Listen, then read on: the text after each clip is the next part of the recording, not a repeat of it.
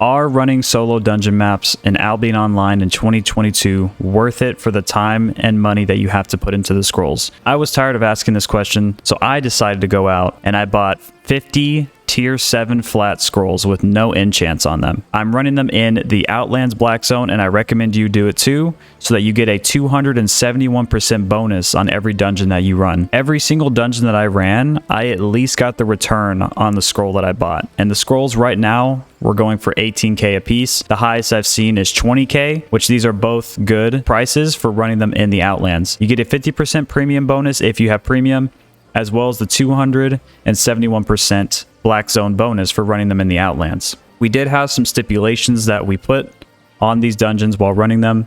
We have to clear all the mobs in the dungeon so that there's a potential for loot drops from any of the mobs. We also get the silver that the mobs drop. We avoid PvP at all costs. If somebody pops into our dungeon, we pop out and we leave. That dungeon is considered a dud. We don't run it. We get out of there. They're probably going to have friends. You can never be too careful in the Black Zone. Don't trust anyone. And 99% of the time, no one is running solo. If one person pops in your dungeon, he has buddies waiting on the outside. If you engage in that fight, they're all going to hop in and you can't get out because you started fighting. Don't engage in the fight. Wait for your buff bubble to get up and I'll show you how to do that. Get out of the dungeon and live to fight another day and save your gear. For me, I've been running my Blight Staff, and I'm running a Cleric top and a hood with a Scholar Sandals. I'm rocking about 1112 item power. I went from like 50 on my Blight Staff to about 83 on my Destiny board. So we got some really good levels for the Blight Staff while running these. Oh, we're up to 93 now. We went from like 50 to like 93 while running these dungeons. So it's been really good XP-wise. Enough talk, let's break down the math. It cost us 875k to buy 50 tier 7 solo dungeon maps. Mobs alone, just killing mobs in the dungeon that drop silver, I made roughly 500 to 600k. Anywhere in that zone is around the money I made. On top of that, we tracked all of the different chests that we got in all 50 of the dungeons. So out of the 50 dungeons, first off, 6 of them were duds. We had 1 death in this whole run from another player, and we lost 160k on that death because that's how much my set is worth. But we had 6 duds, which means we had 5 other interactions with players that were trying to kill me. In those 5 interactions, I was able to pop out of the dungeon and get out safely with my gear set, live to fight another day, and I only lost 18k on the scroll that I procced. We went and grabbed another one, and we just kept running through our scrolls. To run all 50 of these scrolls, it took me 12 hours. Somewhere in between 12 hours using the Blight Nature Staff. It has a really good clear speed, and it was working well for me. Now, to go over the chests that I got in the dungeon, I didn't see 1 gold chest out of these 50 tier 7 dungeons that I ran, and that is pretty upsetting. I thought I was going to at least see 2. That was my guess. I didn't see 1 gold chest. We saw 6 purple chests and 38 blue chests for the final bosses in the dungeons. Now, I'm going to stop talking about these stats. All you have to know is that we spent 875k to get this done. Now, let's look at the loot that we got from running these dungeons. As you can see right here, we're already sitting at 7.66 mil from these 50 dungeons. But we go down and we look at all, there's a bunch of different armor pieces. We got a bunch of different scrolls. It's kind of cool to see. We got tons of bags of silver. Look, we have millions right here. Well, millions. We have a mil and some change. And then we have 840k of blue bags right here. We have 678 beginner tombs of insight. That's 678k of fame that I still haven't procced yet. 33 adept tombs of insight. And the rest are just crafting items and a bunch of the tradables. All essentially just garbage is the rest of it. But they all add up. So we have like 8k here. We have 46k here. They all kind of add up over time, but as you can see, there's 7.66 mil. If you add these silver bags, we are sitting on 9.64 million. 9.64 million to run 50 tier 7 flat dungeons. And that took us 12 hours. So if we do the math on that, we have 9.64 million and it takes us 12 hours. We are making 803k per hour running these dungeons. But out of these 50, we did have the 6 duds, but there's a safe way to play. And I'm going to go over that with you right now. So what we're going to do is we're going to go and, well, I'm going to bank this stuff real quick because I don't want to take this out here with me. I got this from like a world mob or something. We'll put that up. We're going to go to the Fort Sterling portal. I'm going to walk you through one of these dungeons real quick. I'm not going to go through the whole dungeon. I'm just going to walk you through the trick that you're going to want to do when you run every single dungeon here in the Outlands. As you can see, we're at the Fort Sterling portal. And we have all of these tier 5, well, the tier 5 zones that you can enter right out of the portal. All right. I'm gonna go to my bank. I don't have any scrolls on standby, so we're gonna have to go pick one up. But first things first, we're gonna drop this mount, and I'm going to grab a horse. I believe I have a horse in here. Yeah. So we're gonna take this horse. All right, we are rocking 156k gear. You can go cheaper on it. Obviously, you can do 4.1. I'm running 5.1 just because for this set, it's not too bad, and 150k it's not too bad of a risk. Don't be shy. Look, we already have it pulled up right here. Right now, they're almost up to 19k. Highest I've seen is 20k, but we already have one that we bought. We are going to proc this dungeon and just watch how I do it. So we're going to press use while in the portal. This is a tier 7, by the way. And it pops up in a tier 5.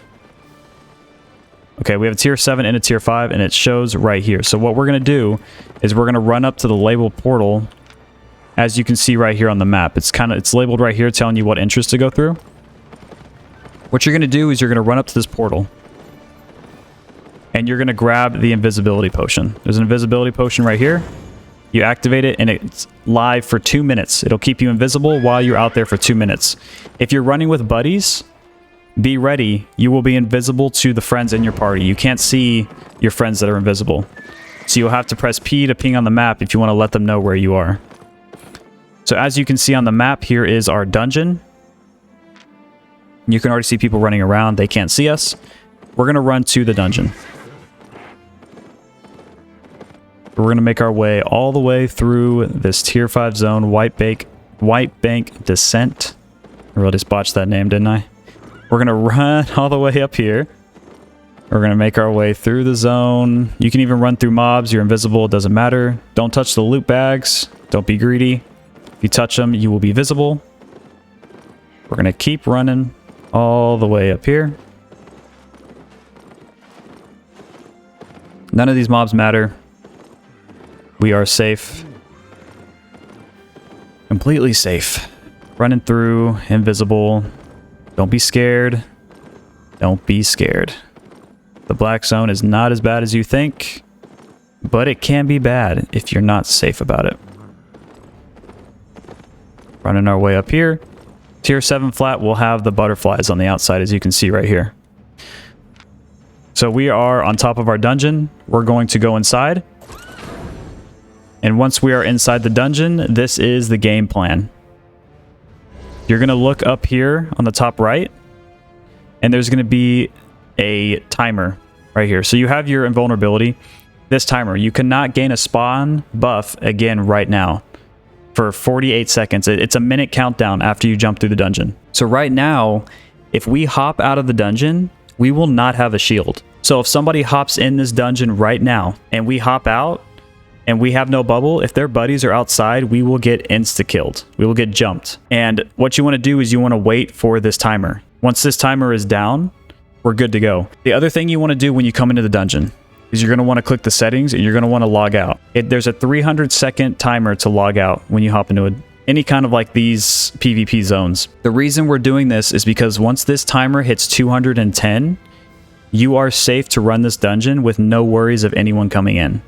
It takes a minute and a half for the dungeon to close on the outside. So when you hop in, once your timer hits 210 on your logout timer, it's been 90 seconds. It's an easy way to time it in game. You don't have to use your phone or some stopwatch, or I was going to say calculator, but you wouldn't use that for timing. Once it's at 210, you're good to go. You can run the dungeon safely. No worries in the world.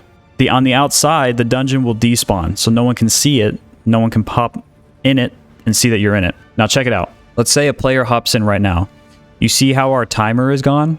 If a player hops in right now when you're running these dungeons, first off, if you're running solo, I'm telling you right now, unless you are very confident in running 1v group fights, or if you're completely out item leveling him, or anything, if you just want to take fights, you can. But listen, don't take the fight. If you start attacking him, you cannot get out of the dungeon.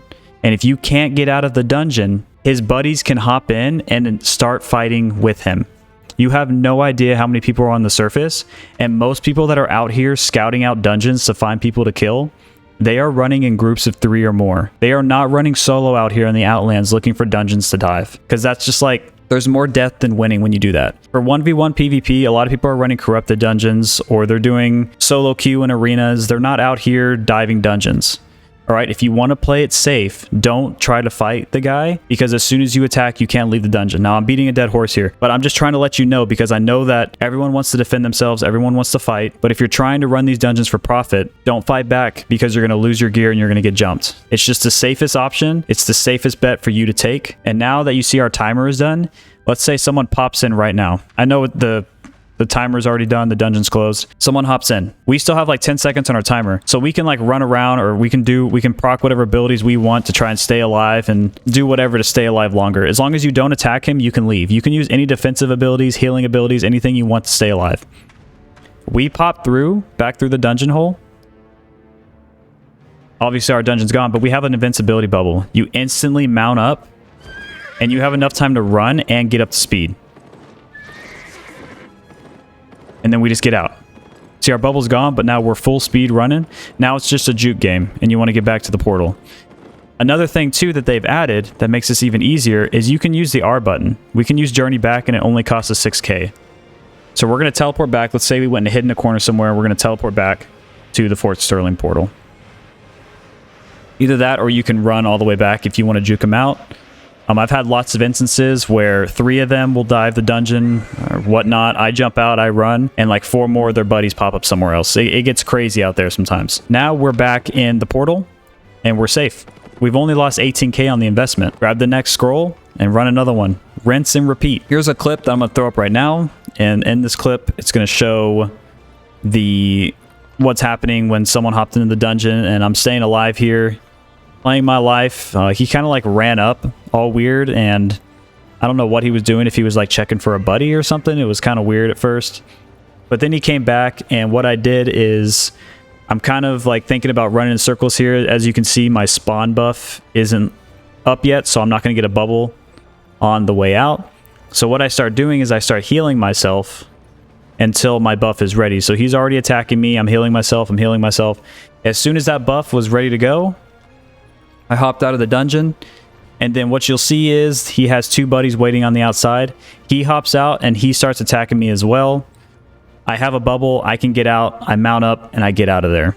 It's easy as that. That's the way to get out of those.